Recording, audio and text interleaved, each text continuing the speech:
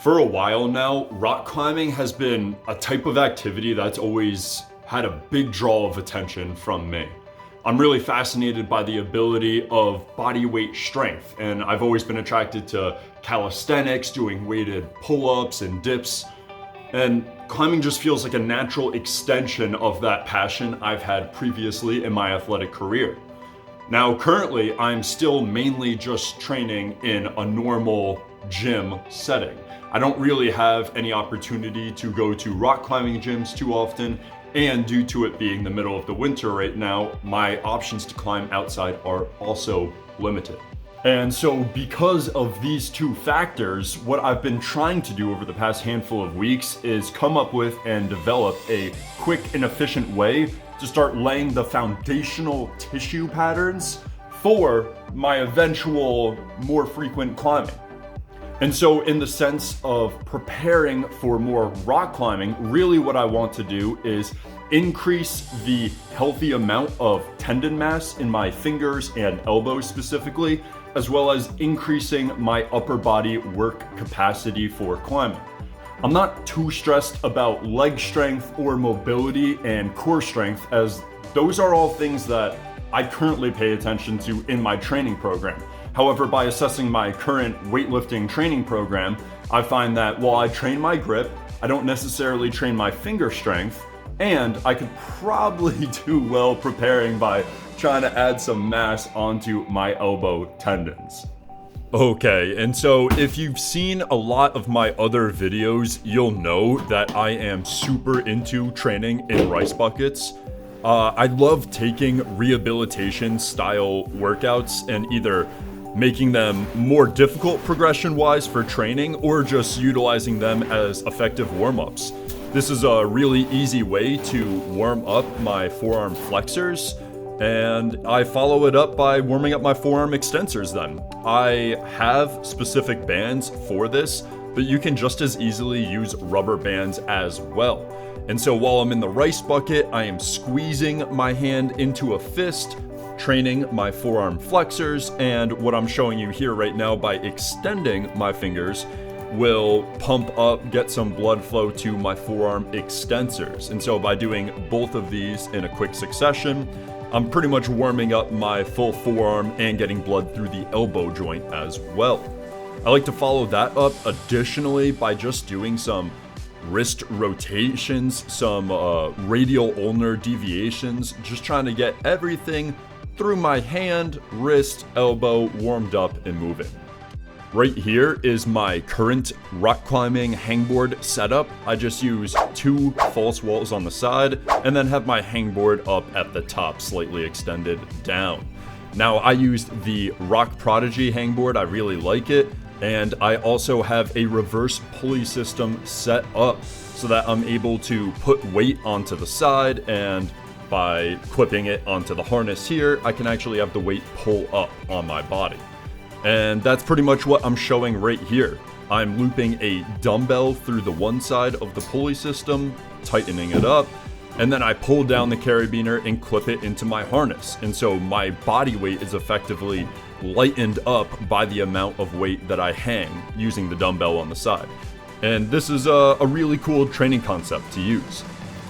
And so from a strength and conditioning perspective, what makes this reverse pulley system so exciting and cool is that we're able to do different progressions of movements that with my own body weight, I simply would not be able to handle.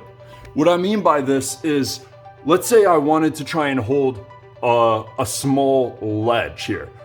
If I can only hang from here and I can't handle this position yet, I'm not able to train my fingers in that position.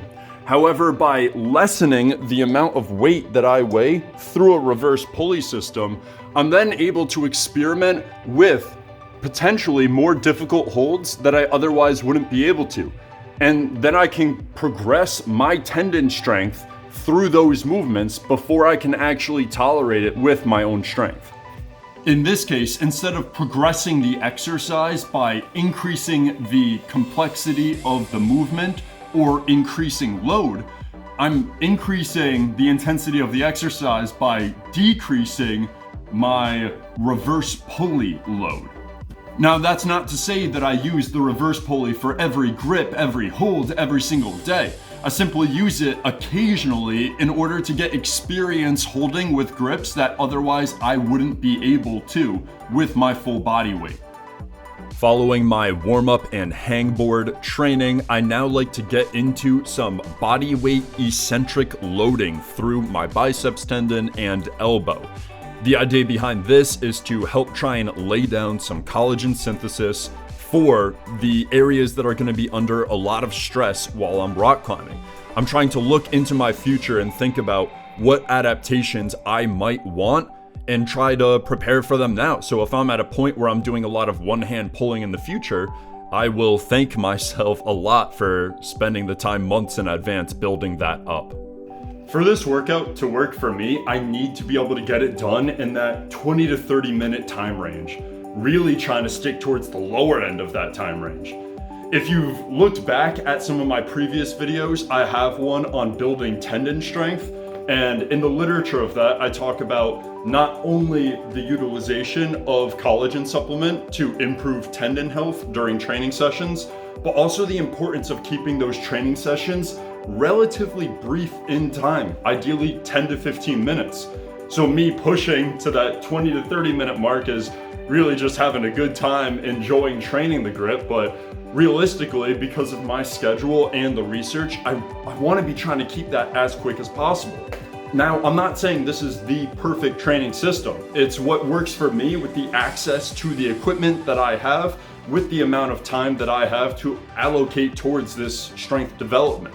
However, the hope is that by doing this a few days a week over the course of months, I will be able to build up my work capacity and the amount of quality tendon structure, so that when I am able to climb, all of a sudden I'm able to make a lot of progress without having to worry about common climbing injuries for beginners, which are frequently tendinopathies.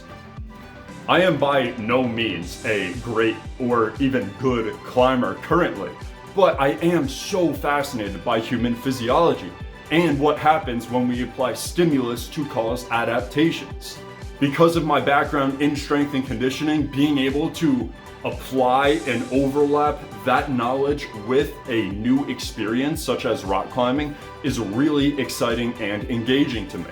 If you guys would like to see full workouts of me going through my current training regimen with the exact exercise I'm doing, sets and reps, I am more than happy to record that and get that out and posted as soon as possible. Thanks for tuning in today and checking out how I'm going about my rock climbing training, and I look forward to seeing you next week with another video. Have a good one.